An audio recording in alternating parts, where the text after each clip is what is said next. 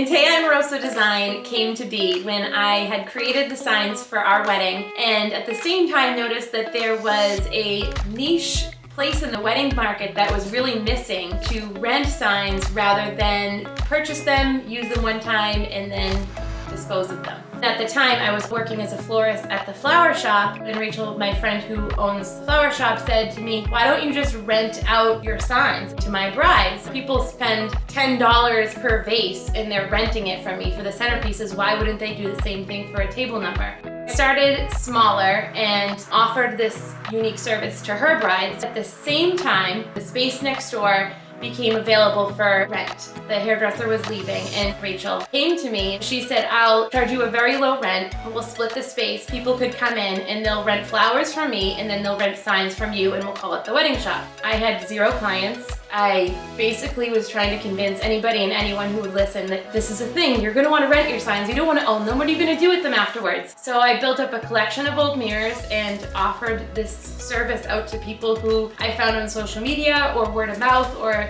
someone who knew someone or friends of family. I started out with, I think, 8 weddings in that first year. We schmoozed our way through every single wedding venue that we went to, and soon that 8 weddings turned into 80 the next, and then 100 the next year, and quickly became 200 weddings for 2020, which was supposed to happen. It was kind of an overnight success in a way because there was nobody in the area, nobody really in the market that was doing this type of service of renting out their signage.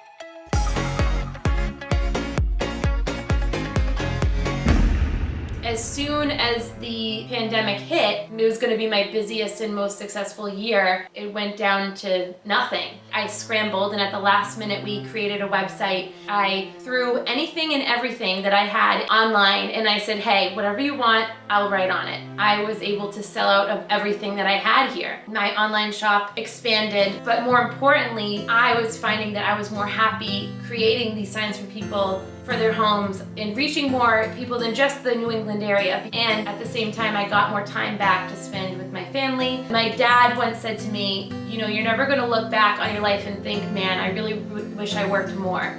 You're gonna wish that you worked less. This new business model allows me more time to spend with them at the same time.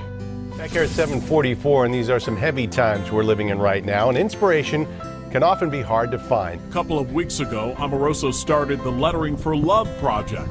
For free, she's decorating the storefronts of local businesses. So far, about 100 windows, most of them just north of Boston, bear her handiwork. The Lettering for Love project sparked the online business to take off. Anyone who started to notice it wanted to say, hey, who wrote this and how can I support them? And so the idea of creating a piece of apparel came about. I took my favorite inspirational message that I had lettered, put it on a tie-dye sweatshirt and t-shirt, listed them online, and we sold over 400 pieces of apparel.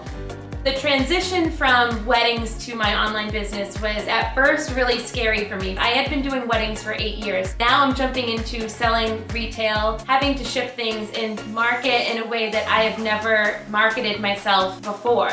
To have to take that jump from something that felt so comfortable and so easy to something that's so beyond what I've ever been used to doing was nerve-wracking, but also exciting. My name's Intea of Intea Amoroso Design, and I don't live by the rules, I write my own.